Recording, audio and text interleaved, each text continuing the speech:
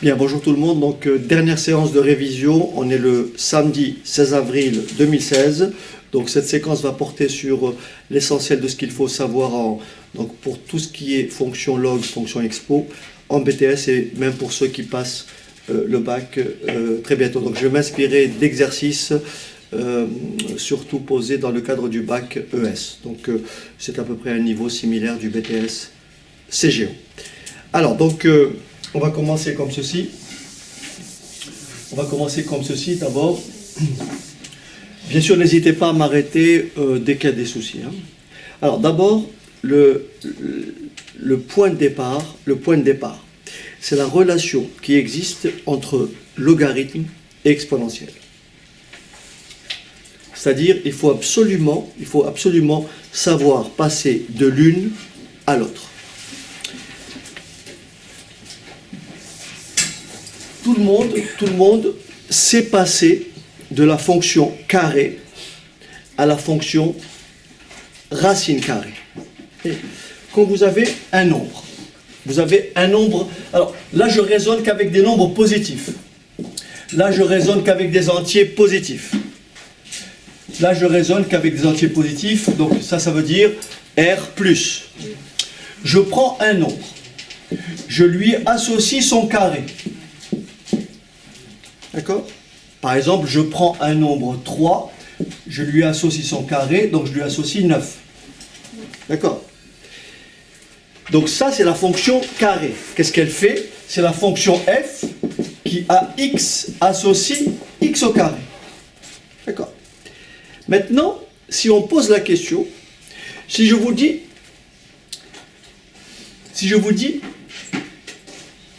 quel est le nombre dont le carré est égal à 25. D'accord ? Quel est le nombre dont le carré est égal à 25 ? Donc là, qu'est-ce que vous avez en réalité ? Vous avez ici x et vous avez ici 25. On me demande de retrouver cette valeur-là. Est-ce que c'est bon ? Oui. Donc là, vous avez un nombre, vous partez de là à là. Vous faites quoi ? Une élévation au carré. Donc vous partez d'un réel x et vous faites une élévation au carré et vous obtenez quoi ? X au carré. Alors bien sûr, j'ai bien spécifié que x était comment ? Positif. Bien entendu, x au carré est positif. Si je veux retrouver l'élément de départ, je vais définir une fonction réciproque de la fonction carré. Et cette fonction, elle s'appelle comment ? Ben, la fonction comment ? Racine carrée. Fonction carrée. Ici, fonction racine carrée. Donc, si je vous demande quel est le nombre qui, élevé au carré, me donne 25, ben, vous dites, je prends la racine carrée de 25. Et donc, x au carré égale 25 équivaut à quoi ? À racine carrée de x au carré égale à racine carrée de 25. Alors attention, j'ai bien noté que x était comment ? Positif. La racine carrée de x au carré, puisque x est positif, c'est tout simplement combien ? X. Et racine carrée de 25, c'est combien ? 5. Et vous pouvez vérifier, 5 au carré, ça vous donne bien 25. Donc regardez bien, le passage du carré à la racine carrée. Je schématise ça comme ceci. J'ai une fonction, j'ai ici x. Je lui applique le carré. Je trouve x au carré. Je lui applique sa réciproque. Et je retrouve quoi ? X. Donc si j'écris ceci avec x positif, si j'écris racine carrée de x au carré, vous êtes d'accord, ça fait x. Et si j'écris racine carrée de x, le tout au carré, ça fait quoi ? Ça fait x aussi. Eh bien, pour la fonction ln et la fonction exponentielle, ce sera exactement pareil. Je vais passer de exponentielle à ln en prenant la réciproque. Autrement dit, je vais écrire ceci. Je prends un nombre. Je cherche son exponentielle. Je vais trouver e de x. Si je veux retrouver le nombre de départ, qu'est-ce que je vais prendre? Son logarithme. Donc voilà comment fonctionne ln et exponentielle. Exactement comme le carré et la racine carrée. Donc ça, on va le traduire. On va donner une écriture un peu plus large. Alors voilà ce qu'on peut dire. Regardez bien. Voilà ce qu'on peut dire. On peut dire que si j'écris y égale exponentielle de x, eh bien ça équivaut à quoi? À x égale à quoi? ln de y. C'est exactement ce que j'ai écrit tout à l'heure. Y égale x au carré, ça équivaut à quoi? À x égale racine carrée de y. Bien sûr, ici, x positif et y positif. Ici, je dirais que x appartient à R. X peut être n'importe quel nombre. X peut être n'importe quel réel. Mais y est nécessairement un réel qui est comment? Je l'écris comme ça. Un réel qui est comment? Strictement positif. Donc, regardez bien. Cette relation-là, elle est quasiment fondamentale. Le lien entre la fonction expo et la fonction ln, elle doit être effectivement comme ceci. Comme le carré et la racine carrée. Regardez bien. Carré, racine carrée.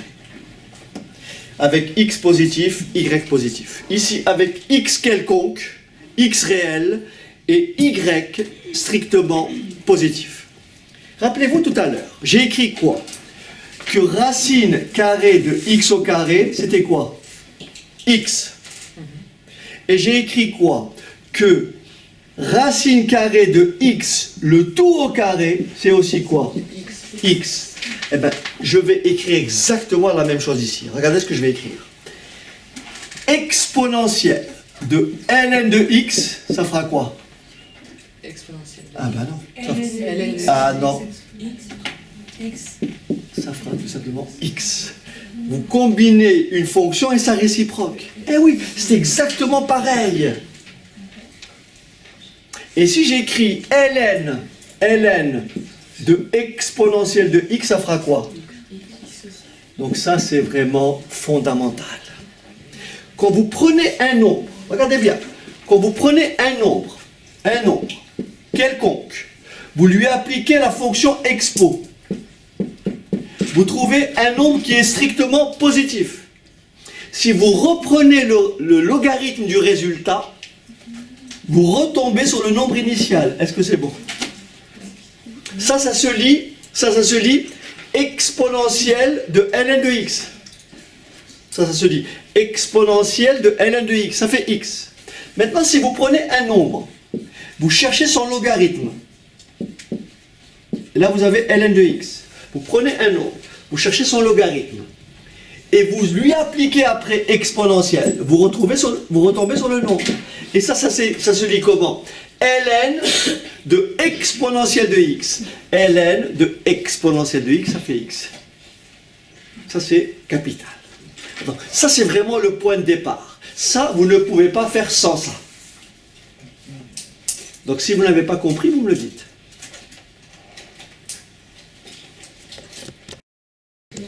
Alors, exemple, si on me demande de transformer ça, exponentielle de ln de 7, forcément ça fait 7. ln de exponentielle de 10, ça fera 10.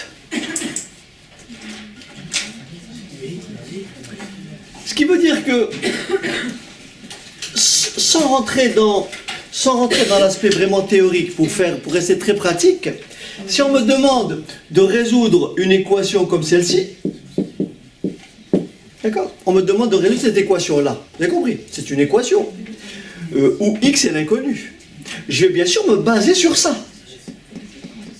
Qu'est-ce que je vais écrire? La solution x est forcément égale à combien? Ah non? Exponentielle de combien? De 7. De 7. Regardez ici. X égale ln de y. 7 égale ln de x. Donc x x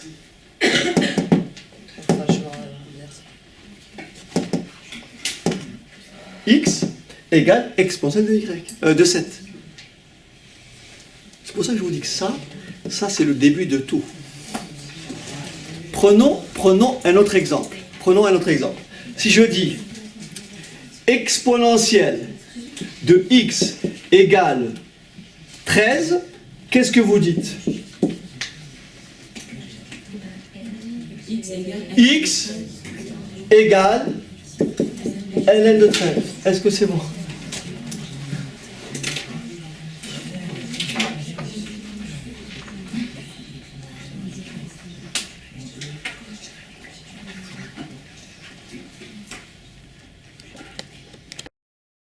Si vous voulez bien, je vais juste continuer l'exploration. Regardez bien ce qu'il faut vraiment avoir à l'esprit.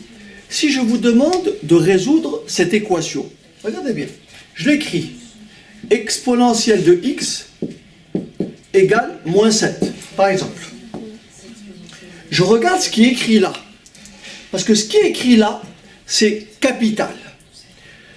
L'équivalence, elle est vraie, à condition que x soit n'importe quoi. Il n'y a aucune condition pour x.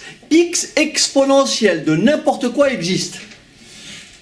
Mais exponentielle de n'importe quel nombre vous renverra toujours un nombre qui est comment? Strictement positif. On vous demande de déterminer la valeur de x pour lequel exponentielle de x égale moins 7. Votre réponse, vous dites quoi? C'est pas possible. Il n'y a pas de solution. Exponentielle de x ne peut pas être égal à un nombre comment? Négatif. Par conséquent, vous dites, il n'y a pas de solution. Pourquoi? Parce que je vois que le y correspond à e de x est toujours strictement positif. Et même en poussant un peu la logique, vous dites, je vais appliquer la réciprocité. Et qu'est-ce que vous allez écrire? Vous allez donc écrire que ça équivaut à x égale à combien? ln de moins 7. Et vous arrêtez, parce que ln de y n'existe que si y est comment? Positif. Ln de moins 7 n'existe pas. Le logarithme d'un nombre négatif, il n'y en a pas. Donc cette équivalence n'existe pas. Est-ce que c'est bon? Donc ce n'est pas la peine d'écrire ça. D'emblée, vous écrivez ça. Est-ce que c'est bon? Voilà. Ça, c'est capital. Vous voyez, ça, c'est pour ça que je vous dis que ça, il ne faut jamais départir de ce point de départ.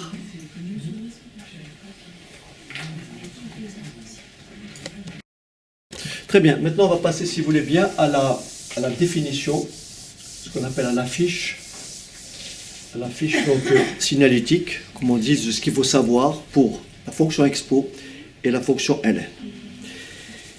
Je vais commencer avec la fonction, donc on va faire une fiche logarithme exponentiel. D'accord? Ça, c'est incontournable. Je n'aborderai pas les limites aujourd'hui. Je ne parlerai pas de limites parce que ça fait beaucoup. Donc, je ne parle pas de limites. Je parle simplement de l'essentiel, dérivation, propriété algébrique du logarithme exponentiel. Et ensuite, on fera des exercices. Alors, voilà pour la fonction ln. Fonction ln. Donc, fonction ln. Et ici, je vais écrire fonction exponentielle. Fonction exponentielle. Première étape, j'écris comme ça. X, on associe ln de x. Première chose, le domaine de définition de la fonction ln, c'est l'intervalle 0 plus l'infini. D'accord? Qu'est-ce que ça veut dire, domaine de définition de la fonction ln, c'est 0 plus l'infini? C'est-à-dire qu'il n'existe pas de logarithme de combien? De 0. Il n'existe pas de logarithme d'un nombre comment? Négatif. Donc là, chaque fois que vous avez ln de x, il faut impérativement que l'argument, donc que x, soit strictement positif. Donc ça, c'est 1. 2. La dérivée de ln de x, c'est 1 sur x. Quand vous dérivez ln de x, ça fait 1 sur x. D'accord. Troisième élément à retenir, le logarithme de 1 est tout simplement égal à combien? À 0. Voilà comment on définit la fonction ln. Donc, elle est définie sur l'intervalle 0 plus l'infini, 0 ouvert plus l'infini. Autrement dit, il faut que x soit strictement, ça veut dire que x est strictement comment? Positif. La dérivée de ln de x est 1 sur x. Et bien sûr, la fonction le ln de 1 est égal à combien? À 0. Maintenant, comme la dérivée de ln de x est 1 sur x, et que x est strictement positif, vous savez qu'une fonction qui admet une dérivée positive est une fonction qui est comment? Strictement croissante. Donc on retiendra que la fonction ln est strictement croissante. Est-ce que c'est bon? La fonction ln est strictement croissante. On va expliciter ça tout à l'heure. Vous avez cette notion de croissance est très importante. Donc la fonction ln est strictement croissante. Quelle est la conséquence? Quelle est la conséquence? Regardez la conséquence de ça. Si la fonction ln est strictement croissante, ça veut dire que si je prends a et b positifs et que je dis que a égale b, eh bien ça équivaut à dire que ln de a est tout simplement égal à ln de b. Et si j'ai a strictement plus petit que b, avec a plus grand que a et b strictement positif, comme la fonction ln est strictement croissante, qu'est-ce que je vais dire? Si deux nombres sont ordonnés, et si vous avez une fonction croissante, l'ordre ne change pas. Ça veut dire que si a est plus petit que b, le logarithme de a sera comment? Inférieur au logarithme de b. Je dis par exemple, si je vous dis sans calculatrice, comparez ln de 1,4 et ln de 3. Ben vous dites, comme 1,4 est plus petit que 3 et que la fonction ln est croissante, eh ben ln de 1,4 sera plus petit que ln de 3. Donc si a est plus petit que b et a et b positif, alors vous concluez que ln de a est nécessairement plus petit que ln de b. Ça c'est important. Et aussi, c'est là où il y a souvent des pièges. Je vais prendre un cas particulier. Regardez bien. Je vais prendre petit a ou petit x compris entre 0 et 1. Et je vais appliquer ce qui est écrit au-dessus. Si x est compris entre 0 et 1, strictement plus grand que 0, et plus petit ou égal à 1, je peux appliquer ce qui est au-dessus. Ça me fera donc ln de x est comment? Plus petit ou égal à quoi? ln de 1. Mais ln de 1 est égal à combien? À 0. Ce qui veut dire que le logarithme d'un nombre est négatif si ce nombre est compris entre combien et combien? Entre 0 et 1. C'est-à-dire sans calculatrice, vous devez savoir que ln de 0,3, si vous ne le saviez pas, il faut le savoir aujourd'hui, sans calculatrice, il faut savoir que ln de 0,3 est un nombre négatif. Eh oui. Si vous ne le saviez pas, c'est une faute. Mais vous l'avez corrigé aujourd'hui. ln de 0,8 est négatif. Oui. Parce que 0,8 est compris entre 0 et 1. Si tu prends ta calculatrice, tu tapes ln de 0,8, ça te renvoie un nombre négatif. Et ça c'est important. Pourquoi lorsque x est compris entre 0 et 1, le logarithme est comment? Négatif. Maintenant, si x est plus grand ou égal à 1, tu appliques toujours cette relation. Ça te fera donc ln de x est plus grand ou égal à ln de 1. Mais ln de 1 c'est combien? 0. Ce qui veut dire que ln de 7 est positif. Vous comprenez? Donc je répète. Lorsque x est compris, c'est ça le piège qu'on va vous poser au BTS, c'est comme ça qu'on va vous tester. Je vais vous donner des exemples tout à l'heure qui feront appel à ce calcul-là, à cette relation-là. Parce qu'après, là je vous donne la fiche signalétique. Je ne peux pas faire les exos en même temps parce que ça fait brouillon. Donc ce que je vous donne l'essentiel. Et tout ça, on va l'exploiter au travers d'exercices. D'accord? Donc pour le moment, j'énumère les points importants. Donc vous aurez votre fiche devant les yeux et vous dites ça c'est important, ça c'est important, ça c'est important. Vous ne pouvez pas faire sans. Voilà. Vous ne pouvez pas faire sans. Donc je répète, si vous calculez ln de 3, vous savez que ln de 3 est positif. Si vous calculez ln de 0,8, vous savez que ln de 0,8 est négatif. Et si vous hésitez, prenez votre calculatrice, tapez ln de 0,8, ça vous renverra un nombre négatif. Bien. Il nous reste un dernier point à aborder, c'est ce qu'on appelle les propriétés algébriques, à connaître absolument. Je vais supposer dans tout ce qui vient après, A positif, B positif. L'intérêt des logarithmes, c'est de transformer les produits en somme et de transformer les divisions en soustraction. C'est-à-dire que si vous cherchez le logarithme de ln de a fois b, c'est ln de a. Non, plus ln de b. Le logarithme d'un produit, c'est la somme des logarithmes. C'est-à-dire que si vous tapez à la machine ln de 6, et vous tapez ln de 2 plus ln de 3, ça fera la même chose, parce que 2 fois 3, 6. Je répète, si vous tapez ln de 6, et vous tapez ln de 2 plus ln de 3, ça fera le même résultat, parce que 6, c'est 2 fois 3. Vous comprenez ou pas? Donc ln de a fois b, c'est ln de a plus ln de b. D'accord? Maintenant, on peut étendre ça. On va rester avec un exposant entier. Si j'écris ln de a à la puissance n, vous voyez? ln de a à la puissance n, ça veut dire quoi? ln de a fois a fois a fois a. Donc ça fait quoi? ln de a plus ln de a plus ln de a. Ça fait combien de fois ln de a? N fois. Donc ln de a à la puissance n, ça s'écrit n ln de a. Je répète.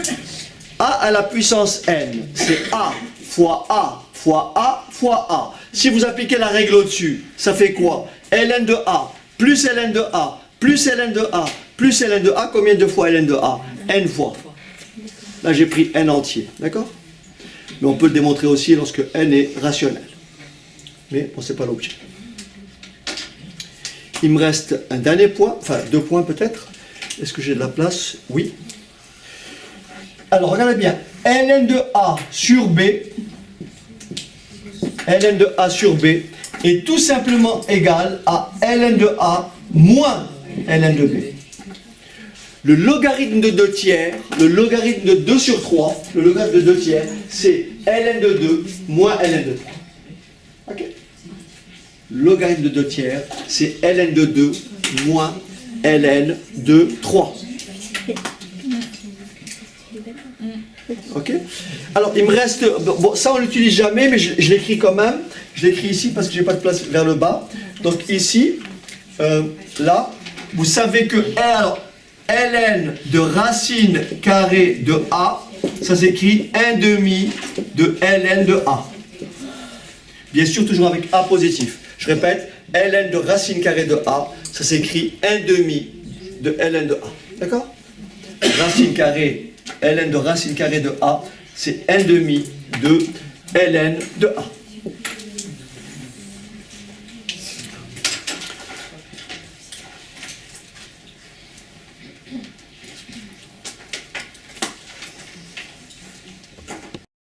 Juste un dernier point.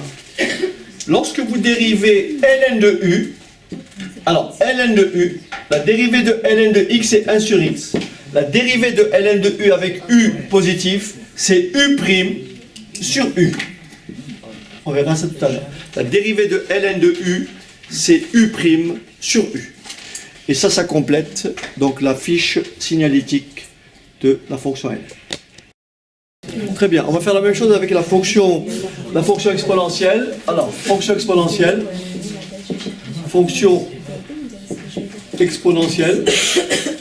Donc, nous avons la fonction qui ax associe exponentielle de x.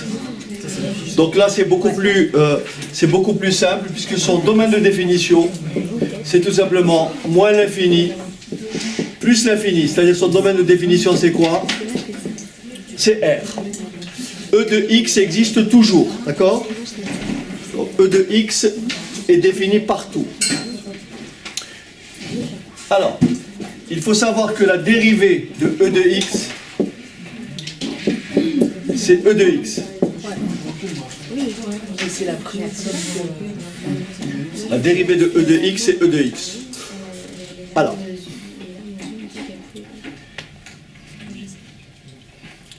E de x est une fonction strictement, donc la fonction exponentielle est une fonction strictement positive. Donc par conséquent, la fonction exponentielle qui admet une dérivée positive est strictement croissante. Donc la fonction exponentielle, la fonction expo, est strictement croissante.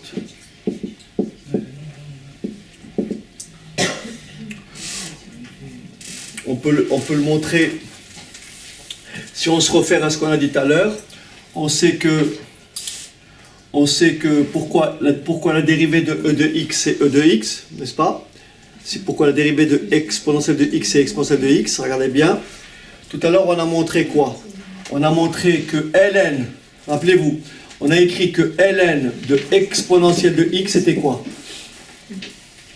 Qu'est-ce qu'on a écrit tout à l'heure? Ln de e de x. C'est égal à Expo. Égal à x. x. Rappelez. C'est comme le carré, la racine carrée. Ça doit être automatique maintenant. Hein. Quand vous avez du ln et quand vous avez ln expo, vous retombez sur le nombre. Quand vous avez expo ln, vous retombez sur le nombre. Donc ln e de x, c'est x. Donc ça veut dire que la dérivée à gauche, vous me suivez ou pas? La dérivée de ce côté est égale à cette dérivée-là, oui ou non? Oui. La dérivée ici est égale à cette dérivée-là. La dérivée de x, c'est combien? 1. Est-ce que tout le monde a compris que ça c'est de la forme ln de u? On en avait parlé tout à l'heure. La dérivée de ln de u. C'est quoi la dérivée de ln de u? U' sur u. Donc u', ça s'écrit comment? U', est-ce que vous êtes d'accord? U' sur u. Est-ce que c'est bon? Et je fais le produit en croix. Et ça me donne quoi? La dérivée de e de x est tout simplement égale à e de x. La seule fonction qui admet pour dériver elle-même, c'est la fonction exponentielle. Donc la dérivée de e de x, c'est e de x. Est-ce que c'est bon? Bien. Alors la fonction, donc e de x étant strictement positif, on a dit que la fonction exponentielle était strictement croissante. On arrive maintenant, comme pour la fonction ln, à comparer deux réels. Autrement dit, si j'ai x égale y ou petit a égale à petit b, j'ai petit a égale à petit b, ça équivaut à quoi? Exponentielle de a égale à exponentielle de b. Si j'ai petit a est strictement plus petit ou égal à petit b, j'écrirai directement exponentielle de a est plus petit ou égal à exponentielle de b. Parce que la fonction exponentielle est strictement croissante. Une fonction croissante conserve l'ordre. Une fonction décroissante inverse l'ordre. Je vous explique, je vais vous donner un exemple de fonction décroissante pour vous montrer comment l'ordre va être inversé. Regardez bien. Quand vous prenez la fonction inverse, la fonction inverse, c'est la fonction qui a x associe 1 sur x. Cette fonction-là est une fonction strictement décroissante sur R plus étoile, c'est-à-dire sur les réels strictement positifs. Regardez bien. Si je prends 7 est plus petit, 7 est plus petit que 20. Vous suivez ou pas? Oui. Qu'est-ce que vous dites? 1 sur 7 et 1 sur 20, comparez-les, qu'est-ce que vous dites? 1 sur 7 est comment? Supérieur à 1 sur 20. Et vous avez compris pourquoi? Parce que la fonction 1 sur x, la fonction inverse, c'est une fonction comment? Décroissante. Et donc, si c'est plus petit, ça devient comment? Plus grand. C'est ça, lorsqu'une fonction est décroissante, l'ordre est inversé. Donc si vous avez petit a plus petit que petit b, et vous avez une fonction inverse décroissante, alors f de a est comment? Plus grand que f de b. Donc vous voyez ici, 7 plus petit que 2 implique 1 sur 7 plus grand que 1 sur 20, parce que la fonction inverse 1 sur x est strictement décroissante. Est-ce que c'est bon? Monsieur, j'ai pas compris. Comment? On n'a pas compris. Ok, super. Alors, je vais le faire ici. Je peux effacer ça? Ok. Regarde. Alors, je représente ici une fonction croissante. D'accord? Là, j'ai petit a. Vous voyez? Là, j'ai petit a. Là, j'ai petit b, s'il vous plaît. Cette fonction-là, elle est croissante. Je compare f de a. Par exemple, exponentielle de a. Par exemple, ln de a. Avec f de b. Par exemple, exponentielle de b. ln de b. La fonction exponentielle, la fonction ln, la fonction f ici représentée est croissante. J'ai bien petit a plus petit que petit b. Vous voyez, petit a est bien plus petit que petit b. Qu'en est-il de f a et f b? Qu'en est-il de f a et f b? Est-ce que vous êtes d'accord? FA est bien plus petit que FB, parce que la fonction, elle est comment? Décroissante, elle est croissante. L'ordre ne change pas.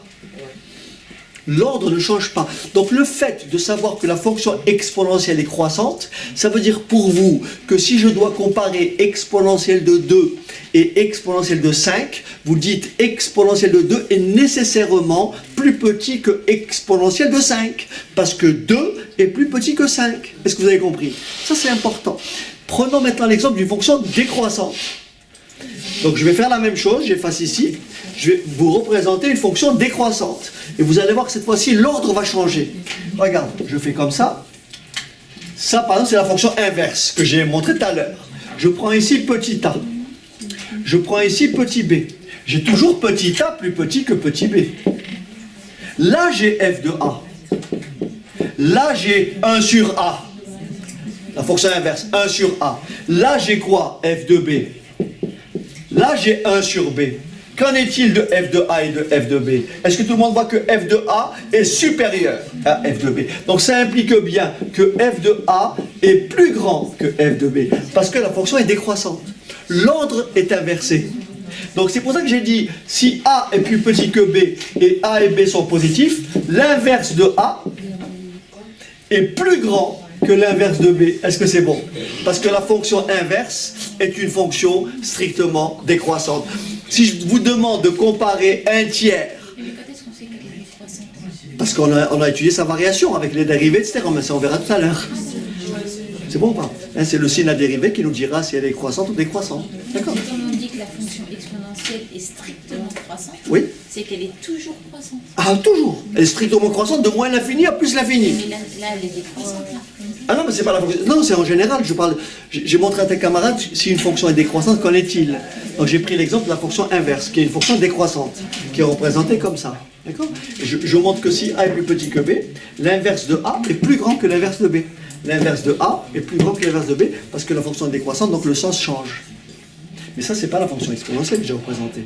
La fonction exponentielle, elle est représentée comme ça. On verra ça tout à l'heure. Toujours croissante. Donc ça, c'est toujours, si a est là et b est là, f de a est toujours plus petit que f de b. Et là, c'est pas une fonction exponentielle. Ah non, ça c'est la fonction, là j'ai représenté une fonction f en général, qui est décroissante. En général, ok? C'est bon, c'est bien compris? Ok. Alors, je finis juste avec les propriétés donc algébriques, puis la dérivée de EU. Alors, propriété algébrique. Donc là, il ne faut pas s'embêter. Vous faites avec la fonction exponentielle, c'est le même principe que les puissances. Vous voyez, quand je vous dis à quoi est égal 2 puissance 3 que multiplie 2 puissance 5, vous dites j'ai 3 facteurs de 2, n'est-ce pas? J'ai 5 facteurs de 2, ça fait un total de combien de facteurs? 8 facteurs. Vous faites 2 puissance 3 plus 5, qu'est-ce que c'est bon? Mais non, parce que c'est 2 fois 2 fois 2. Fois 2, fois 2, fois 2. Et donc ça fait un total de 8. 3 plus 5. Est-ce que c'est bon? Et si c'est plus? On fait rien. On fait rien. Ah non, si tu as ça, tu fais rien. Tu peux calculer ça à part, mais tu ne peux pas regrouper. Mais on peut mettre en facteur? Non ma fille, mais ça sert à quoi? Mettre en facteur, ça sert à rien. Ça sert à rien, ça n'apporte rien. Hein, ça n'apporte rien. Ok? Donc, je répète. 2 exposants n, 2 exposants n, que multiplie 2 exposants m, vous êtes d'accord? Ça fait 2 exposants n plus m. C'est bon ou pas? En général, si je fais a exposant n, vous me suivez ou pas? Que multiplie a exposant m, ça fait quoi? A exposant n plus m. Vous êtes d'accord? Il y a n facteurs, il y a m facteurs, il y a un total de n plus m facteurs. Est-ce que c'est bon? Bien. Là, vous savez comment ça se lit, ça? Ça se lit exponentielle à la base a de n. On dit a puissance n. Mais on peut dire aussi, si j'écris ça, je peux dire aussi, là je peux dire 2 puissance 3, ça fait 8. Mais je peux aussi dire exponentielle à la base 2 de 3. Donc quand je vais appliquer mon cours sur les propriétés algébriques pour la fonction exponentielle, qu'est-ce que je vais écrire? Exponentielle de x que multiplie exponentielle de y, ça va être exponentielle de combien? X plus... C'est comme si le E là, c'était 2. 2, vous voyez? Mais c'est pas 2, c'est 2,718, etc. Donc E de x fois E de y, il faut savoir que c'est E de x plus y. Est-ce que c'est bon? C'est comme si vous avez 2 puissance x fois 2 puissance y, ça fait 2 puissance x plus y. Ok?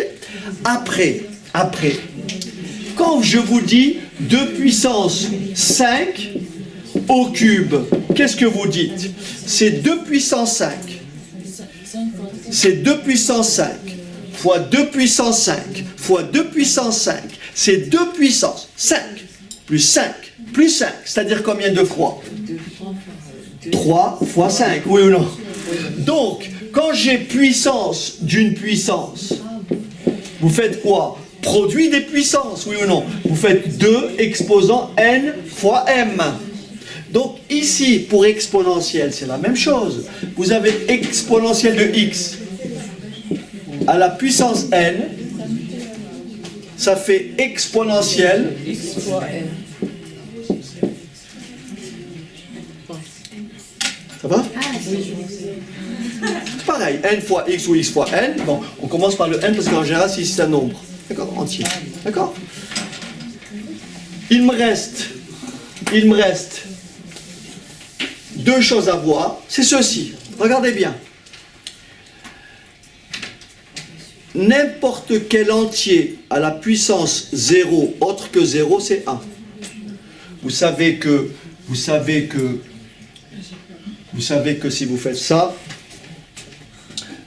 ça, là, 2 au cube, après 2 au carré, après 2 puissance 1, après 2 puissance combien? 0, après 2 puissance combien? Après 2 puissance combien? Regardez ce qui se passe. Là j'ai 8. Là j'ai 4. Là j'ai 2. Je suis passé de là à là. Quelle opération j'ai fait? J'ai divisé par 2, oui ou non? Je suis passé de là à là. Je suis divisé par 2. Et je suis passé de là à là. Je divisé par quoi? Ça fait donc combien? Voilà, c'est pour ça que 2 puissance 0, ça fait 1. N'importe quel nombre à la puissance 0, vous voyez, vous divisez par 8 divisé par 2, ça fait 4. 4 divisé par 2, ça fait 2. 2 divisé par 2, ça fait quoi? 1. Donc 2 puissance 0, ça fait 1. Après, je continue. C'est 2 puissance moins 1. Donc je divise par 2, ça fait combien? 1 demi. Je l'écris, c'est mieux. Je divise encore par 2, ça fait quoi? 1 sur 2 au carré, et ainsi de suite. Est-ce que c'est bon? Ce qui veut dire que n'importe quel nombre à la puissance 0 autre que 0, ça fait quoi? 1.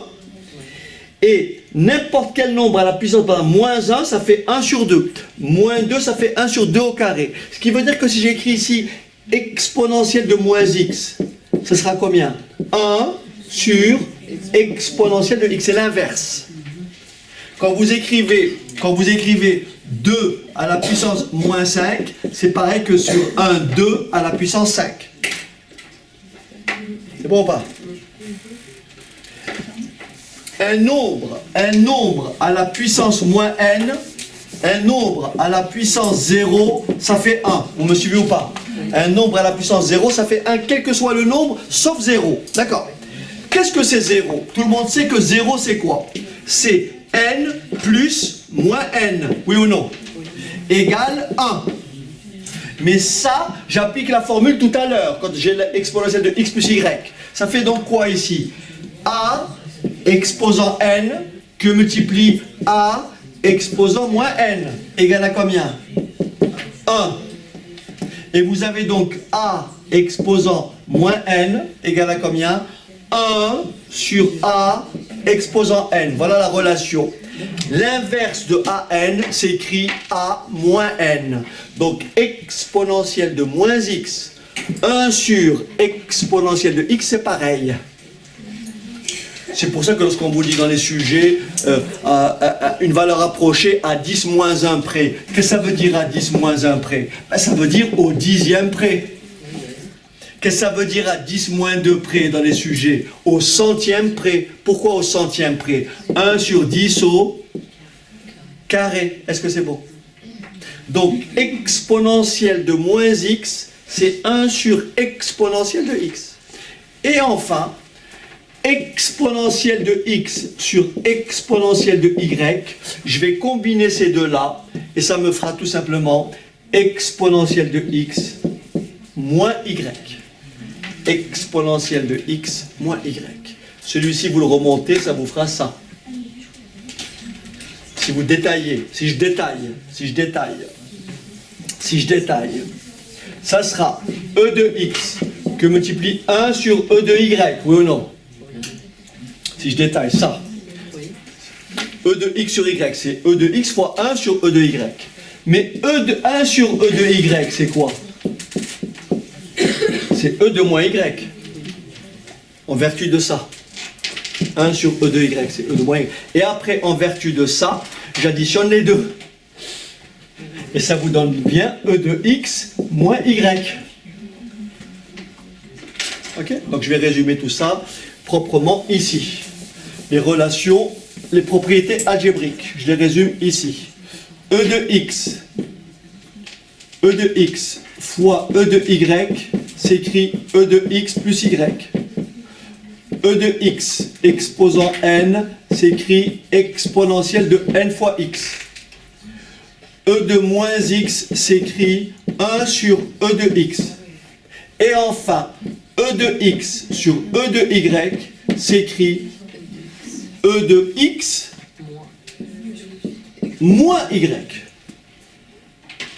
Voilà. Voilà ce qu'il faut savoir en propriété algébrique. Il me reste un dernier point, et j'aurai fini avec la hors limite. La dérivée de EU, est-ce qu'on le voit? Oui. La dérivée de EU, c'est U', EU. Dérivée de EU, c'est U', EU. Voilà. Donc vous recopiez EU bien sûr, et vous dérivez toujours le U. Dès que vous avez un U, il faut le dériver. C'est le réflexe. Hein? Dès que vous avez un U, il faut le dériver, et vous recopiez EU. Ok. Mais ça, on prendra des exemples tout à l'heure.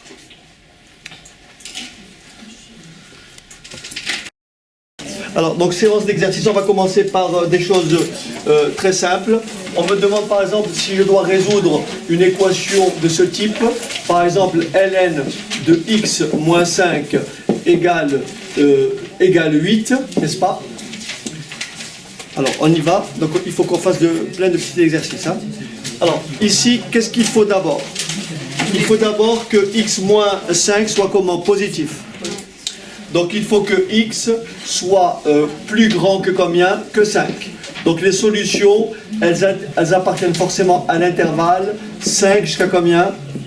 Plus l'infini. Parce qu'il faut que 5 moins x soit comment? Strictement positif. Pour que cette égalité ait un sens. Ensuite, comment je fais pour isoler x? Je vais donc passer par quoi? Par la fonction réciproque de la fonction ln. Comment je fais? Donc j'écris que ça est égal à combien? Donc x moins 5 est égal à exponentielle de 8. Est-ce que c'est bon? Et après, je rajoute plus 5 de chaque côté, et ça vous fait solution x égale à quoi? 5 plus exponentielle de 8. Est-ce que c'est bon? Voilà la réponse. Donc ln de x moins 5 égale 8 équivaut à x moins 5 égale exponentielle de 8. et ça équivaut à x égale à 5 plus exponentielle de 8. Est-ce que c'est bon? Si on vous demande de résoudre une équation comme celle-ci, regardez bien. Par exemple, si on vous dit que le chiffre d'affaires d'une entreprise croît de 5% tous les ans. D'accord? Le chiffre d'affaires d'une entreprise croît de 5% tous les ans. Au bout de combien d'années, ce chiffre d'affaires aura-t-il doublé? Donc, vous avez un chiffre d'affaires, le fait de croître de 5%, le coefficient multiplicateur, c'est combien? 1,05. Vous avez compris? Quelque chose qui croît de 5%, c'est à chaque fois multiplié par 1,05. Donc, la première année, c'est le chiffre d'affaires. Vous avez le chiffre d'affaires initial, c'est 0. Après un an, le chiffre d'affaires suivant, c'est 1. C'est quoi? C'est C0 que multiplie 1,05. Ensuite, C2, c'est 0 fois 1,05 au carré. Donc Cn, c'est quoi? C'est C0 que multiplie 1,05 à la puissance combien? N. C'est comme si vous placiez un capital à intérêt composé à 5%. Lorsque vous placez un capital C0 à un taux de 5% annuel, quelle est la valeur acquise au bout de n périodes? C'est le capital placé que multiplie 1 plus i, donc 1,05, à la puissance n. Et si on vous dit au bout de combien d'années le capital aura-t-il doublé? Au bout de combien d'années le capital aura-t-il doublé? Autrement dit, quelle valeur il faut mettre ici pour que, en partant de C0, j'arrive à quelle valeur? À 2 fois C0. C'est compris? Donc je veux trouver la valeur de n. Je veux trouver la valeur de n pour que Cn soit plus grand ou égal à combien? À 2 fois C0. Est-ce que vous avez compris cette écriture? Je veux trouver la valeur à mettre ici pour que ce chiffre d'affaires-là ou ce capital-là soit égal au double de ce capital-là. Donc il faut résoudre cette inéquation. Est-ce que vous comprenez? Je remplace Cn par sa valeur. C'est quoi Cn? C'est C0 que multiplie 1,05 à la puissance combien? N. Donc j'écris C0 que multiplie 1,05 à la puissance n est plus grand ou égal à combien? À 2 fois C0. Est-ce que vous êtes d'accord que je peux diviser de chaque côté par C0? En divisant ici par C0, ça fera 1. En divisant ici par C0, ça fera 1. Et j'obtiendrai quoi? 1,05 exposant n plus grand ou égal à 2. J'insiste, cette inéquation-là, vous devez être tous aujourd'hui en mesure de la résoudre. C'est vraiment incontournable. Ça, c'est une chose qu'il faut savoir faire. Résoudre une équation de ce type, une inéquation ou une équation où il y a une inconnue en exposant, il faut savoir le faire. Comment on fait? Voilà, regardez comment on fait. On va bien sûr rédiger. On va rédiger. Bon, regardez bien, je vais effacer ça. Je vais effacer ça. Regardez bien, il faut bien écouter ce que je vais dire. Vous allez voir que tout ce que je vais écrire, je vais faire référence au cours. On me demande de résoudre ça. Regardez bien. Je vais dire, je sais, je le rédige, c'est une copie. Je sais que la fonction ln est une fonction qui est comment? Strictement croissante. La fonction ln est strictement croissante.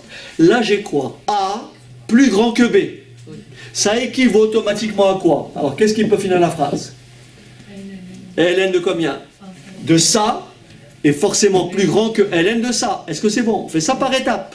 Donc, j'ai bien ln de 1,05 exposant n qui est supérieur ou égal à ln de 2. Vous voyez, ça ne s'invente pas. Ça, on fait appel à une première chose, à un premier résultat. Comme la fonction ln est strictement croissante, et que là j'ai un nombre a qui est plus grand qu'un nombre b, alors le logarithme de a est nécessairement plus grand que le logarithme de b. Bien. Maintenant je regarde. Est-ce que je peux encore isoler n? La réponse est non. Je vais donc appliquer quoi? La deuxième connaissance, les propriétés algébriques des logarithmes. Il est écrit dans votre cahier que ln de a à la puissance n, ça s'écrit comment? N fois ln de a. Donc ça, je vais le convertir comment? N fois ln de 1,05. Est-ce que vous êtes d'accord? Donc regardez bien, j'écris n fois ln de 1,05. supérieur ou égal à quoi? ln de 2. ln de 2. N'oubliez pas que je cherche petit n. Vous savez que lorsque vous avez une inégalité à résoudre, une inéquation à résoudre, il faut savoir, est-ce que vous divisez les deux membres par une quantité positive ou est-ce que vous divisez les deux membres par une quantité négative? Si vous divisez les deux membres d'une inégalité par une quantité positive, vous ne changez pas de sens. Si vous divisez les deux membres par une quantité comment? Négative, vous changez de sens. Donc la question qu'il faut se poser, c'est laquelle? Est-ce que ln de 1,05, est-ce que c'est un nombre positif ou un nombre négatif? C'est un nombre positif parce que 1,05 est supérieur à combien? À 1. Parce que ça, maintenant, il faut l'apprendre. Est-ce que c'est bon? Donc automatiquement, vous écrivez quoi? N plus grand ou égal à quoi? ln de 2 divisé par ln de 1,05. Est-ce que c'est clair? Maintenant, vous prenez votre calculatrice et vous tapez ln de 2 divisé par ln de 1,05. Prenez votre calculatrice et vous tapez. 14,21. Alors, je l'écris. N plus grand ou égal à combien? 14,21. 14,21. Mais on me dit, au bout de combien d'années le capital aura-t-il doublé? Quel est d'après vous le nombre entier immédiatement supérieur à 14,21? N égale combien? 15. Donc le capital ou bien le chiffre d'affaires aura doublé au bout de 15 ans. Est-ce que c'est bon? C'est-à-dire si vous tapez à la machine, ln, si vous tapez à la machine 1,05 à la puissance 15, vous allez trouver un nombre qui est plus grand que 2. Voilà, vous trouverez un nombre qui est plus grand que 2 et vous n'avez pas tâtonné. Est-ce que c'est bon? Voilà. Donc ça, c'est un premier résultat. Maintenant, si vous permettez, je vais rester toujours dans le même esprit. Alors maintenant, je vous dis ceci. Admettons que vous ayez un élément d'actif. Un élément d'actif ou tout simplement quelque chose qui est déprécié tous les ans, qui perd de sa valeur, qui perd, on va dire, 8% de sa valeur tous les ans. C'est-à-dire, tout à l'heure, au lieu de gagner 5%, maintenant on perd 8%. Donc ça veut dire que si on perd 8%, le coefficient multiplicateur, ce n'est plus 1 plus t sur 100, mais 1 moins t sur 100. Donc le coefficient multiplicateur, c'est 0,92, puisque j'ai une perte de 8%. C'est-à-dire que si au départ, la valeur V0, c'est V0, V1, c'est quoi? C'est V0 que multiplie combien? 0,92. V2, c'est 0, V0 que multiplie 0,92 au carré. Donc si on me dit, au bout de combien d'années, vous entendez? Au bout de combien d'années, le bien vaudra moins de la moitié? Vous avez compris? Moins de 50%. Ça veut dire, je veux savoir, au bout, Vn, c'est quoi? C'est V0 que multiplie 0,92 puissance combien? N. Donc je veux savoir, au bout de combien d'années Vn sera inférieur ou égal à combien? À 0,5 V0, c'est-à-dire à la moitié de V0. Est-ce que c'est bon? Au bout de combien d'années ça vaudra, si ça valait 1000, au bout de combien d'années ça vaudra moins de 1000, moins de 500? C'est 0,8. Non, je veux dire la moitié. Ah, d'accord. J'ai dit au bout de combien d'années ça vaudra la moitié. Je départ de V0 et ça diminue 8%. Et je veux savoir au bout de combien d'années ça vaudra 50% de V0. Est-ce que c'est bon? Je pose mon équation. Je remplace Vn par sa valeur. C'est quoi Vn? C'est V0 que multiplie 0,92 et puissance combien? N. Plus petit ou égal à quoi? À 0,5 V0. Je peux diviser les deux membres par combien? Par V0. Ça me donne quoi? 0,92 exposant N. Plus petit que combien? 0,5. Vous me suivez ou pas? Je sais, je répète ce que j'ai dit tout à l'heure, et ça il ne faut pas l'oublier. Je sais que la fonction ln est une fonction qui est comment? Strictement croissante. Par conséquent, qu'est-ce que je peux déduire de ça? Ça équivaut à quoi? Je l'écris ici. Ça équivaut à quoi? 0,92 exposant N plus petit que 0,5 équivaut à combien? 0,4. Non. Ah, pardon. Oui, tu as raison. ln de 0,92. Est-ce qu'on le voit? Oui. 0,92 exposant N plus petit ou égal à quoi? Et ln de 0,5. Voilà. Est-ce que c'est bon? Je le reprends ici parce que je ne pense pas qu'on puisse bien le voir. Je le reprends ici. Je reprends ici. 0,92 exposant n plus petit que 0,5 équivaut à ln de 0,92 exposant n plus petit ou égal à ln de 0,5. Est-ce que c'est bon? Parce que je veux que ça vaille, je veux que la valeur tombe à 50% en dessous. Donc si ça vaut 1000, je veux que ça vaille moins de 500. 1000 divisé par 2. Que quand c'est décroissant, J'ai pas. Non, alors je redis. La fonction ln est strictement croissante. Vous me suivez ou pas? Là, j'ai petit a plus petit que petit b. Donc ln de a est plus petit que ln de b. Le sens ne change pas. La fonction ln est toujours croissante, c'est la même. Le sens ne change pas. On est d'accord? Je continue. J'applique la propriété algébrique. Ça s'écrit comment? N toujours. Donc je descends le n, ça fait n ln de 0,92. Plus petit que ln de 0,5. Et maintenant se pose la question. On doit diviser les deux membres par combien? Par ln de 0,92. Et qu'est-ce qu'on dit? Ln de 0,92 est comment? Négatif. Est négatif, parce que 0,92 est compris entre 0 et 1. Donc qu'est-ce qu'on va faire? On va changer de sens. Vous voyez, parce que le sens, c'est important. Et donc là, je vais écrire quoi en dessous? Je vais écrire quoi? Je vais écrire donc, ça équivaut à n plus grand ou égal ln de 0,5. voilà, à ln de 0,5. Alors si quelqu'un peut taper ça à la machine et me dire combien ça fait. Combien? 8,31. Donc le bien vaudra la moitié de sa valeur au bout de combien? Minimum combien? Au bout de 9 ans. Est-ce que c'est bon? C'est-à-dire que si vous tapez à la machine 0,92 puissance n, vous trouverez un nombre qui est plus petit que 0,5. Vous pouvez essayer. Si vous tapez 0,92 à la puissance combien? 9, vous trouverez un nombre qui est plus petit que 0,5. Et ça fait combien? Voilà. Vous avez compris le raisonnement? Non. Ça, ne l'oubliez pas. ln de x est négatif si x est compris entre 0 et 1. Et ça, si vous n'avez pas cette disposition, vous faites une erreur ici. Parce que vous ne penserez pas à changer de sens. Vous avez compris? Ça, c'est important. C'est pour ça que le cours est essentiel. Bien. Est-ce que vous pouvez éteindre là-bas? Alors, regardez par exemple si j'ai une équation comme celle-ci. Regardez bien. ln de x moins 3 plus ln de 2 égale, je dis n'importe quoi, ln de 5. Voyez, si vous avez ça à résoudre. Là, encore une fois, vous ne pouvez appliquer qu'une chose, c'est appliquer le cours. D'abord, première chose, je vais supposer que ça est forcément supérieur à 3. C'est-à-dire que je ne veux pas que x moins 3 soit négatif, sinon il n'y a pas de logarithme.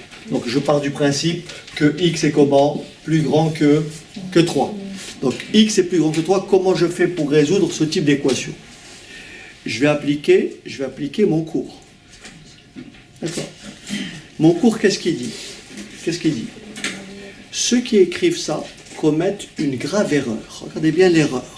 Ceux qui écrivent ça commettent une grave erreur. Il y en a qui se disent, tiens, je supprime les logarithmes, parce que j'ai logarithme de ce côté. Absolument pas. Vous pouvez, si vous avez ça avec A et B positif, alors là, oui, ça équivaut à quoi? A égale B. Là, oui, parce que ln de A égale ln de B. Est-ce que là, vous avez ln et ln? Non, vous avez ln plus quelque chose, égale ln. Donc, vous ne pouvez rien faire, pour le moment. Vous dites, je vais appliquer les propriétés algébriques. Je sais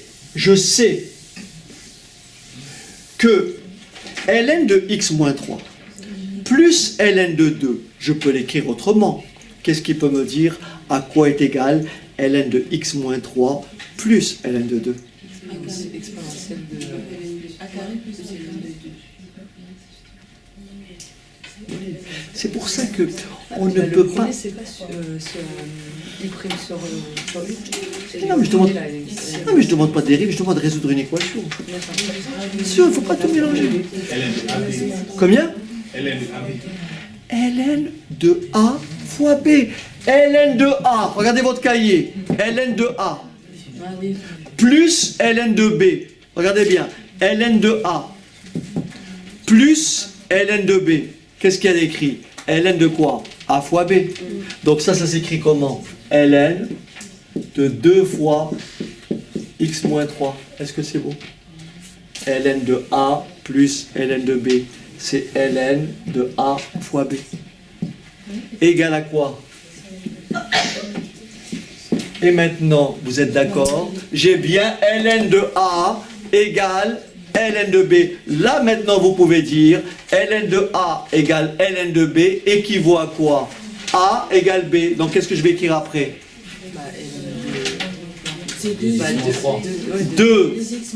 2x moins 3 égale à quoi? Égale 5. Vous avez compris la démarche? Et ça, vous ne pouvez le faire que si vous appliquez pas à pas ce qu'on a vu plus haut. Vous ne pouvez pas le faire autrement. C'est pas possible. C'est pour ça que la fiche qu'on a écrite ensemble, il faut absolument savoir l'exploiter. Et là, vous allez développer, n'est-ce pas? Ça fera donc 2x moins 6 égale combien? 5. Ça fait 2x égale combien? 11, n'est-ce pas? Et x égale à combien? 11 demi. Est-ce que 11 demi est plus grand que 3? La réponse est oui. Donc cette solution, elle convient. Est-ce que c'est bon? Voilà.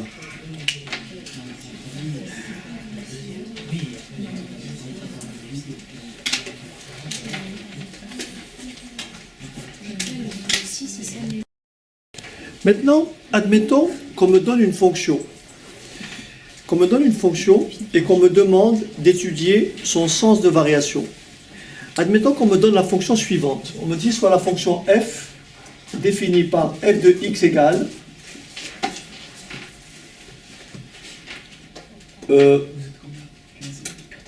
3x moins 5 plus 2 ln de x, par exemple. Et qu'on me demande de l'étudier sur l'intervalle 0 plus l'infini.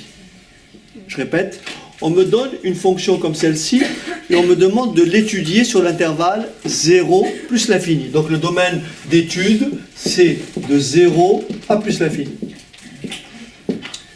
Je rappelle les éléments importants. Pour étudier une fonction f, étudier le sens de variation d'une fonction. 1. Vous calculez la fonction dérivée de f. Vous calculez la fonction dérivée de f. 2. Vous étudiez le signe de la dérivée.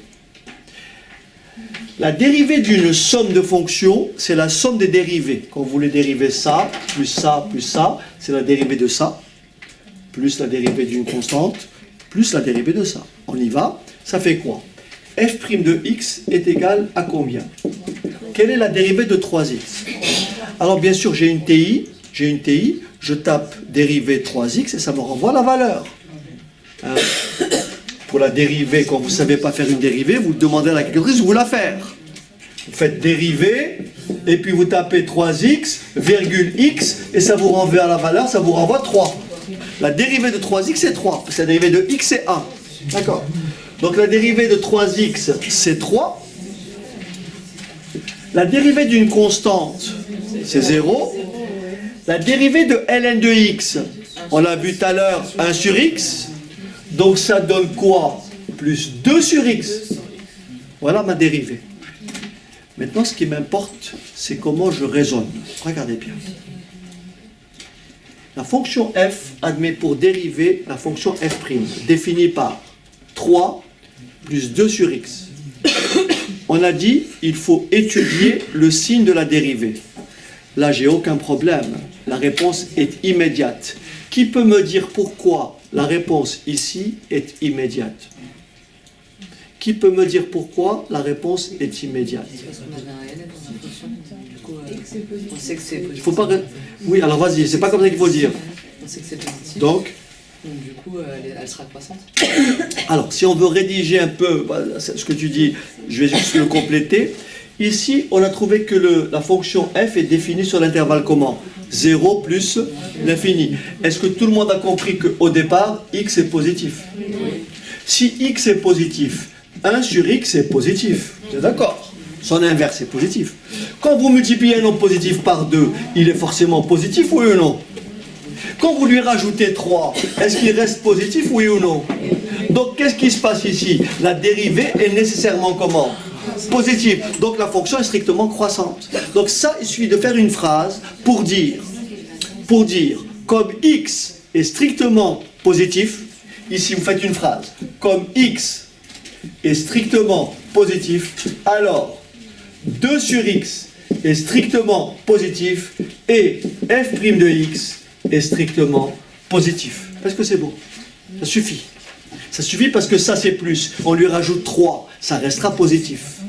Et donc en conclusion, on dira que la fonction ln est une fonction qui est comment? Pas la fonction ln, la fonction f est une fonction qui est comment? Strictement croissante. Ok. J'ai pris cet exemple-là. J'ai pris la fonction f définie par ln de x. Alors, f de x égale 2x moins 5 moins 6 ln de x, n'est-ce pas? Elle ressemble étrangement à celle tout à l'heure, à un signe près. Quelle est sa dérivée? Alors, on y va, dites-moi. Ça fait combien? 2. Très bien. 0, 0, après. Est-ce que c'est bon? Voilà. Maintenant, ma réponse, elle n'est plus immédiate. Pourquoi? Parce que là, j'ai un nombre positif, vous me suivez ou pas? Et là, j'ai un nombre négatif. Je ne sais pas directement, je ne peux pas me prononcer. Donc là, je suis obligé d'étudier le signe. Est-ce que c'est bon? Vous voyez la différence? Donc là, quand j'ai des x au dénominateur, premier réflexe, je réduis au même dénominateur. Regardez. Donc j'écris f' de x égale 2x moins 6 sur x. Est-ce que tout le monde a compris jusque-là? Je répète, f' de x égale, je réduis au même dénominateur. C'est comme si ici il y avait 1. Donc je fais 1 fois x et 2 fois x. D'accord? Tout le monde a compris ça? Bon. Maintenant, je vais vous montrer comment vous rédigez votre réponse. Ça est important. Rappelez-vous, l'objectif, c'est d'étudier le signe de f'. Lorsque vous avez un quotient, il faut étudier le signe du numérateur, le signe du dénominateur. Si les deux varient, il faut faire un tableau de signes. Mais si, ici, vous allez voir que c'est beaucoup plus simple. Je sais que, préalablement, je sais que mon x est comment? Strictement positif. Ça veut dire que mon dénominateur est de quel signe? Plus. Et je vais rédiger comme ça. Je vais dire, regardez ce que je vais écrire. f' de x et du signe f' de x et du signe de quoi? De 2x moins 6 car sur l'intervalle combien? 0 plus l'infini, x est strictement positif. Ça c'est la rédaction. Il ne faut pas se contenter de répondre directement. D'accord? C'est très important.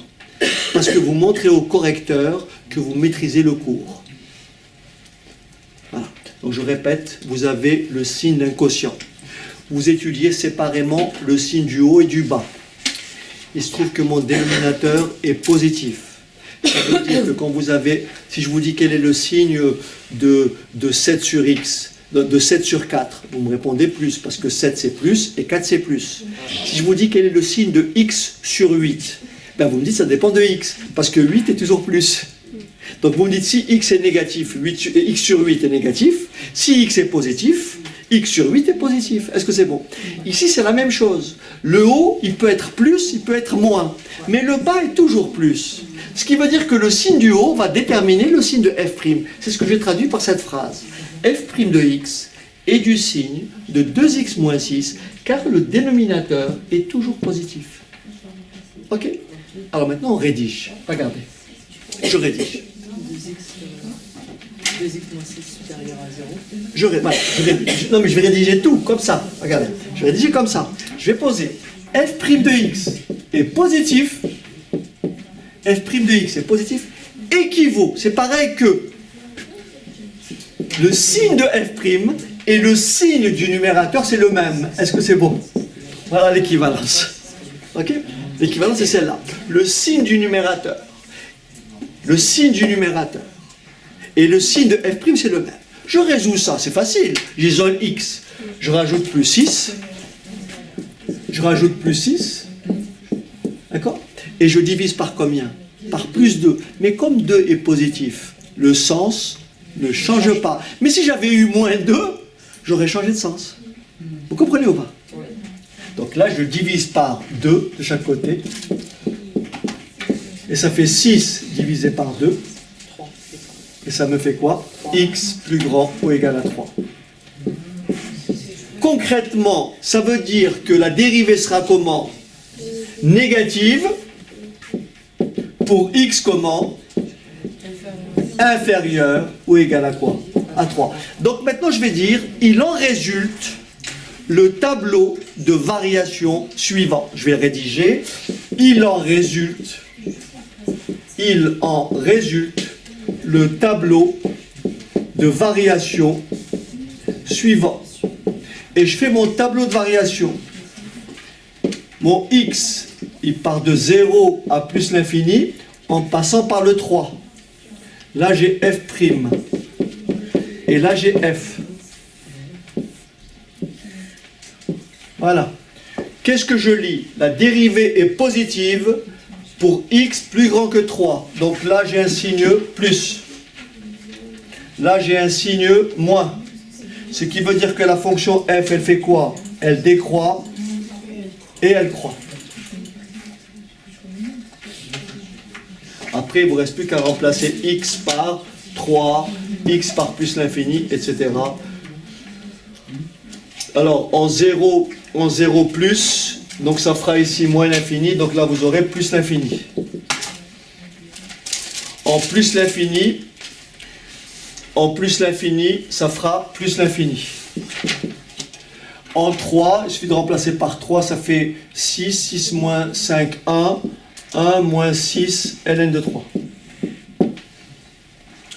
Voilà votre tableau de variation. Mais c'est moi, je n'ai pas compris. Là, vous avez changé les signes. X est devenu inférieur à 3. Ben, là, pour f' de x est positif, pour x plus grand que 3. Oui. Ben, f' de x est négatif, pour x, je change. J'ai plus petit, je prends plus petit. Si c'est positif après 3, c'est négatif avant 3. J'ai trouvé l'intervalle sur lequel c'est positif. Donc je déduis l'intervalle sur lequel c'est négatif. C'est négatif, c'est positif quand x est plus grand que 3. Et c'est forcément négatif quand x est plus petit que 3. Hein, parce que tu remplaces par 3. 2 fois 3, 6. 6 moins 5, ça fait 1. Après moins 6, ln de 3. Tu remplaces x par 3. C'est moins 6 ln de 3? Oui. Admettons que j'ai à résoudre cette fois-ci une équation comme celle-ci. Exponentielle de x moins 7 plus grand ou égal à 0. Vous me suivez ou pas? Là, je change. Qu'est-ce que je dis? Je dis, ceci est toujours défini, parce que e de x, j'ai pas de problème de domaine de définition. X, ici, peut appartenir à R, il n'y a pas de problème. Donc, qu'est-ce que je fais? Je rajoute plus 7 aux deux membres. En rajoutant plus 7 et en rajoutant plus 7, je vais neutraliser ce moins 7. Ce qui va me laisser quoi? Exponentielle de x plus grand ou égal à 7. Est-ce que vous me suivez jusque-là? J'ai rajouté plus 7 de chaque côté. Bon. Maintenant, qu'est-ce que je dis? Je dois résoudre une inéquation dans laquelle j'ai de l'exponentielle. Je vous ai montré préalablement que lorsque vous avez une équation de ce type, il faut penser à la fonction réciproque. Vous savez que la fonction ln est une fonction qui est comment? Strictement croissante. Vous me suivez ou pas? Mais n'oubliez pas que ln de exponentielle de x, on l'a écrit, est toujours égal à x. Ln de e de x, c'est x. Donc si je veux dire si je veux composer, en faisant les choses proprement, je veux composer par la fonction ln, qui est une fonction qui est comment? Strictement croissante. Qu'est-ce que je vais écrire? Je vais écrire que ln de exponentielle de x est plus grand ou égal à ln de 7, oui ou non? Et donc, automatiquement, j'applique ma règle. Vous voyez? Bien sûr, après, vous ne ferez plus, vous n'avez pas besoin de passer par là. Vous pouvez directement passer de là à là, comme on l'a vu préalablement. Est-ce que c'est bon? Mais simplement, je l'ai fait à titre de rappel, pour vous dire le lien, pourquoi je peux passer de là à là, parce que la fonction ln est une fonction comment? Strictement croissante. Et donc après, vous dites x est plus grand ou égal à ln de 7. Donc quand vous avez à résoudre une équation comme celle-ci, 5 moins exponentielle de x est plus petit ou égal à 0, qu'est-ce que vous dites? On passe de Vous dites moins exponentielle de x, vous me suivez ou pas? inférieur. Est plus petit ou égal à quoi? 5. À moins 5. Est plus petit ou égal à moins 5. Je multiplie par moins 1 de chaque côté. Qu'est-ce qu'on fait? On change de sens, parce qu'on multiplie par un nombre négatif. Donc là, ça devient quoi? Exponentielle de x. Et là, ça devient quoi? Plus grand ou égal à quoi? À 5. Et après, la suite, vous la connaissez. Et vous écrivez directement x est plus grand ou égal à ln de 5. Voilà, c'est pas compliqué.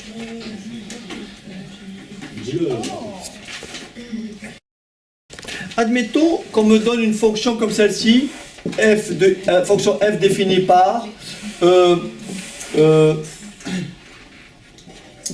moins 3x plus 5 moins 6 exponentielle de x, par exemple.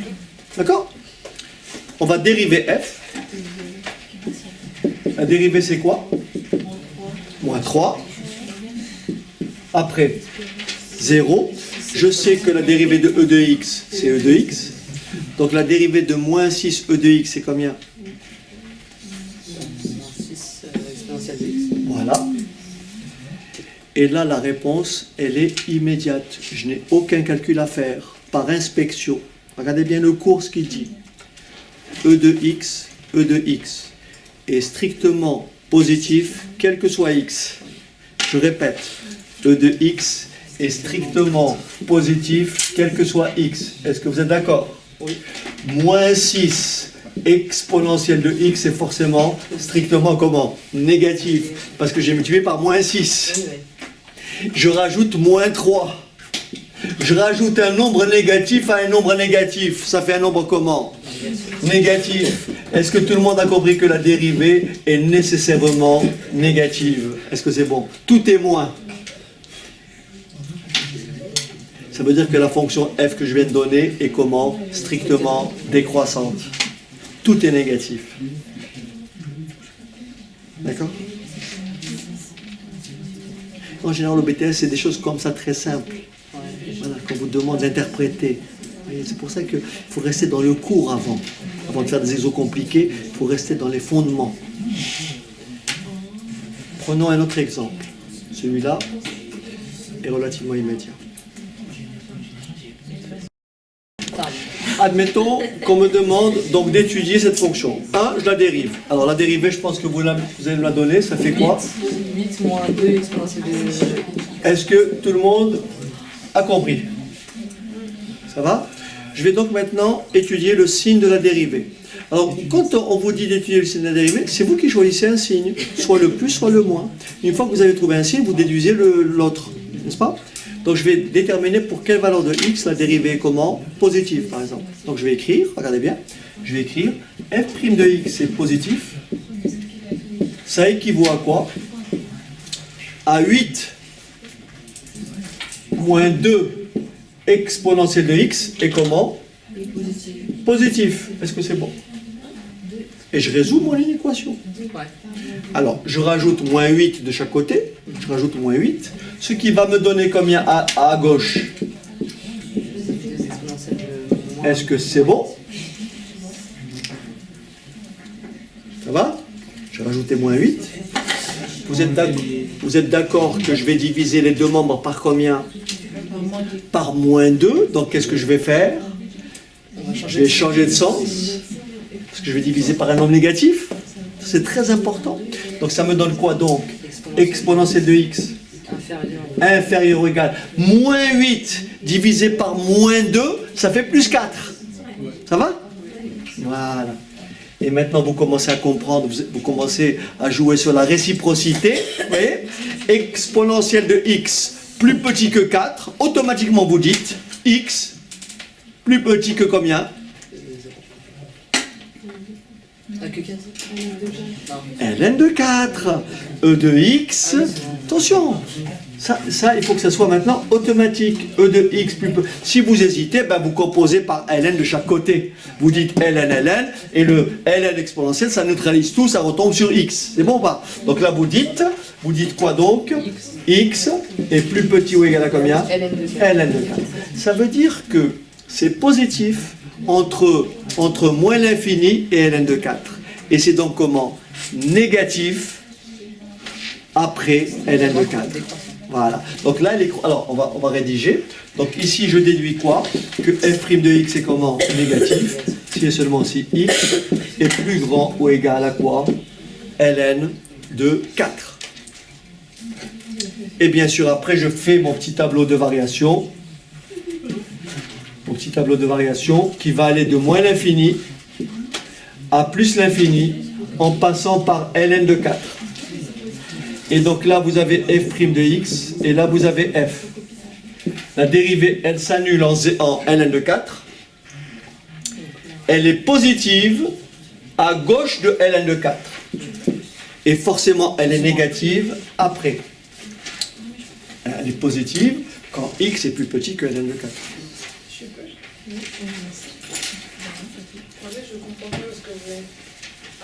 C'est bon? Et donc elle est croissante, puis décroissante. Donc là, elle va admettre un maximum. C'est bon?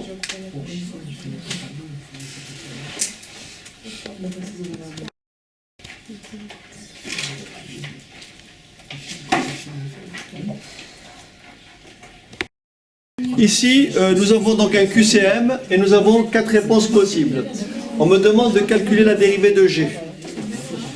Alors regardez bien, G est une somme de deux fonctions. Là vous avez U et là vous avez V.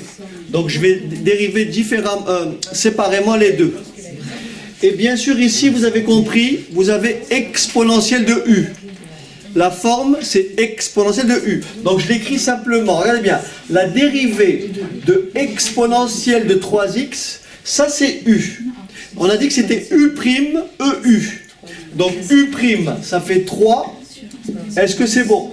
Voilà la dérivée de exponentielle de 3x. Ça fait 3, la dérivée de 3x. Ça c'est U', EU. Je vais donc maintenant calculer G' de x. C'est parti. G' de x égale 2, je ne touche pas. Je dis 2 fois 3, 6, exponentielle de 3x. Est-ce que c'est bon? Je répète.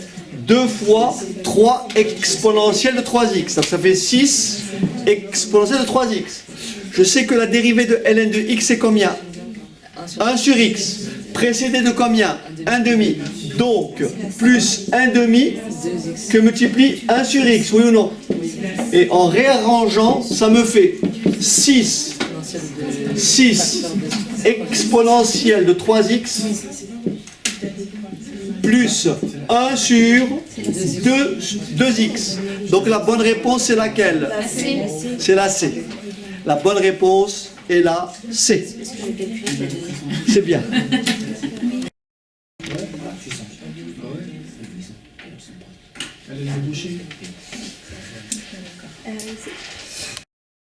Ici, nous avons la forme, donc f de x égale x carré, facteur de ln de x plus 3. Nous avons la forme u fois v. Je vais donc poser u de x égale x au carré. V de x égale ln de x plus 3. Vous avez posé u de x égale x carré. Donc ça fait quoi? U' de x égale à combien? 2x. V' de x égale à combien? 1 sur x. Pourquoi? Parce que la dérivée de 3 c'est 0. Donc je sais que f est égal à U fois V. Ce qui implique quoi? Que F' égale U' V plus V' U. Donc, F' de X égale, je remplace, U' fois V, c'est-à-dire 2X que multiplie ln de X plus 3 plus V' fois U, c'est-à-dire X au carré sur X. En simplifiant X au carré sur X, j'obtiens 2X fois ln de X plus 3 plus X. Quelle est donc la bonne réponse? Est-ce que vous la voyez, cette réponse? C'est laquelle? La F, C'est la A, la B? Là, c'est. C'est la C. Encore une fois, c'est la C. Il n'y a pas de... Il n'y a pas deux? C'est la troisième. Ah oui, d'accord, c'est le... Enfin, c'est la troisième. C'est 2x ln de x, Mais le troisième choix. 2x ln de x, plus x, je la vois pas. C'est la dernière. Non, mais ce que vous avez fait, c'est. Alors, vous permettez que je continue un petit peu. Non, je la vois nulle part. Attends. La 2 ou la première? Attends, je regarde mon énoncé. Est-ce que j'ai pris le bon énoncé? Oui. 2x plus 3, c'est bon. Je pense que là. Alors là, bien sûr, après, on peut mettre x en facteur. Est-ce que ça change quelque chose? Regardez bien. Vous me suivez ou pas? Je mets x en facteur, vous le voyez ou pas? Oui. Donc ça fait x facteur de 2 ln de x plus combien? Plus 6. Et j'ai mis x en facteur plus 1. Ce qui fait x facteur de 2 ln de x plus 7. C'est bien la troisième. Donc la bonne réponse, c'est bien sûr la troisième. C'est x fois 2 ln de x plus 7.